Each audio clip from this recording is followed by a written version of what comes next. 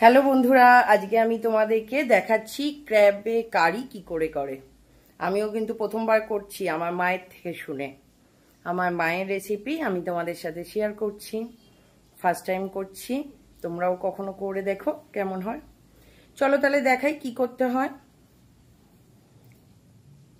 সবার প্রথমে ক্র্যাবগুলোকে ভালো করে কেটে ধুয়ে নিতে হয়, মানে পাগুলোকে ভেঙে নিতে হয়, তারপরে গিয়ে ওগুলোকে পরিষ্কার করতে হয়, তবে গিয়ে ছাড়াতে হয়। আমরা এটা বাজার থেকেই করে এনেছি, কখনো সুযোগ হলে তোমাদেরকে ক্র্যাব কী করে কাটে সেটাও দেখাবো। এবার দেখো আমি এগুলোকে নুন হলুদ দিয়ে সিদ্ধ করে নিয়েছি। ক্র্যাবগুলো ভালো করে ধুয়ে কাটার পরে, ক্র্যাব ধোয় না তাহলে ঘি ডিম এগুলো বেরিয়ে যায় বলে। আমার এখানে সবই মেল কাঁকড়া রয়েছে, ফিমেল কাঁকড়া একটাও নেই, তাই জন্য ডিমের কোনো গল্প নেই। তা কাঁকড়াগুলোকে আমি ধুয়ে নিয়ে নুন হলুদ জলের মধ্যে নুন হলুদ দিয়েছি, ভালো করে ফুটে যাওয়ার পরে ক্র্যাবগুলোকে ছেড়ে দিয়েছি, সেগুলো সিদ্ধ করে ঢেলে রেখেছি। তারপর আমি কড়াইয়ে অনেকটা সর্ষের তেল দিয়েছি, দিয়ে বেশ অনেকটা পেঁয়াজ দিয়েছি, এটাকে ভেজে নেব। কড়ার মধ্যে সর্ষের তেলটা গরম হলে পেঁয়াজ কুচিগুলোকে ভেজে নেব। এগুলো যখন একটু ব্রাউন কালার হয়ে আসবে তখন এর মধ্যে আমি আদা রসুন পেস্ট, টমেটো কুচি এগুলো দিয়ে কষাতে থাকবো। দেখো অনেকটাই কমে এসছে। আমি 4টে বড় বড় সাইজের পেঁয়াজ নিয়েছি, কারণ আমার অনেকটা ক্র্যাব রয়েছে দেখলেই তোমরা, সেই কারণে যাতে গ্রেভিটা বেশ ভালো হয়। আমার পেঁয়াজগুলো বেশ ভালো করে ভাজা হয়ে গেছে, দেখো দুদিকেই ব্রাউন কালার হয়ে গেছে। এবার আমি এর মধ্যে একে একে আদা রসুন বাটা, টমেটো কুচি এগুলো দিতে থাকবো।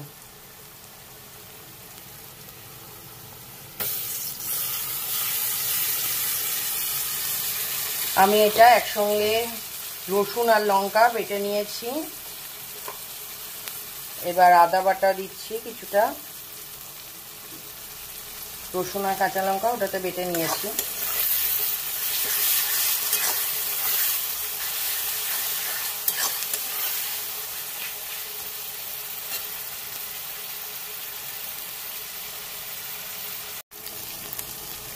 এর মধ্যে আমি টমেটো কুচি দিলাম। এবার এটাকে খুব ভালো করে মশলাটা কষাবো।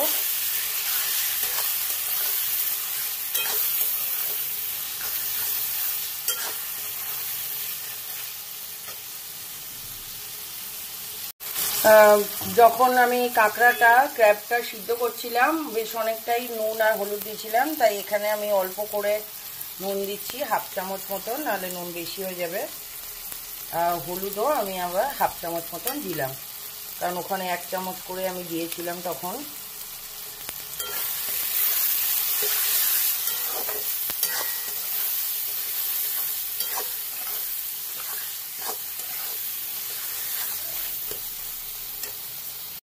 এবার আমি এর মধ্যে একটু লঙ্কার গুঁড়ো দিচ্ছি, লাল লঙ্কার গুঁড়ো, মানে কাশ্মীরি লঙ্কার গুঁড়ো একটু, যেহেতু কাঁচা লঙ্কা বাটা ছিল তাই খুব বেশি দেব না, আর আমরা খুব একটা ঝাল খাই না। আপনারা যে যেমন ঝাল খান সেই অনুযায়ী লঙ্কা দিতে পারেন। আর এর মধ্যে দেব আমি জিরে গুঁড়ো, মানে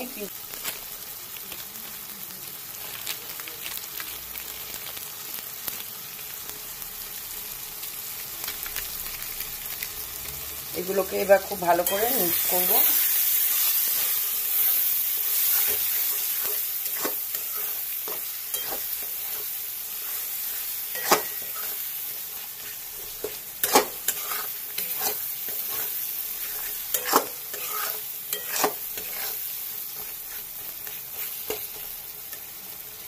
মশলাটা তেল ছাড়া শুরু করেছে, মানে মশলাটা কষানো হয়ে গেছে। এবার এর মধ্যে আমি এই বয়েল করে রাখা ক্র্যাবগুলোকে দিয়ে দেব। আর একটা জিনিস, আপনারা যদি পারেন এই অবস্থায় তুলে এই ক্র্যাবের মোটা মোটা দাঁড়গুলোকে একটু ফাটিয়ে দেবেন, তাহলে ভেতরে ঝোল ঢুকে যাবে।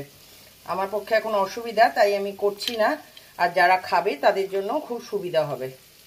এই সব যে কটা যেটা মোটা পা আছে এই জায়গাগুলো একটু কোনো ভারী জিনিস দিয়ে মেরে মেরে থেতো করে ফাটিয়ে দিলে ভেতরটার মশলা ঢুকলে আরও টেস্টি লাগে, আর যে খায় তার খেতেও সুবিধা হয়।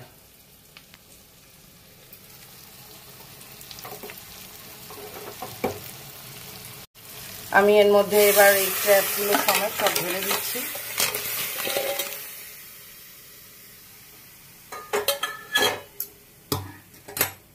এটাকে খুব ভালো করে এবার মিক্স করব।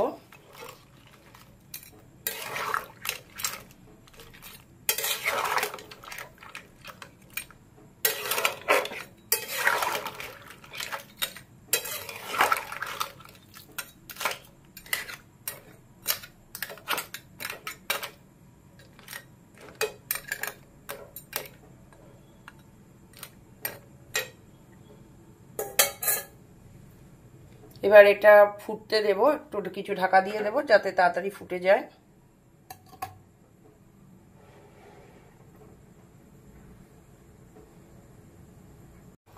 আমার এটা ফোটা শুরু হয়েছে, তরকারিটা দেখতেই পাচ্ছ অনেকটা ক্র্যাব রয়েছে, তাই জলটাও একটু বেশি দিয়েছি। আগে সিদ্ধ করা আছে, তাও ফুটিয়ে ফুটিয়ে এটা আরও কিছুটাকে আমি কমাবো ঝোলটা, কারণ অনেকগুলো ক্র্যাব রয়েছে এর মধ্যে, নাহলে ভেতরে ভালো করে ঢুকবে না। দেখো আমার ক্র্যাব কারি পরিবেশনের জন্য রেডি। তোমাদের কার কার ভালো লাগে অবশ্যই জানিও, আমার তো খুব ভালো লাগে।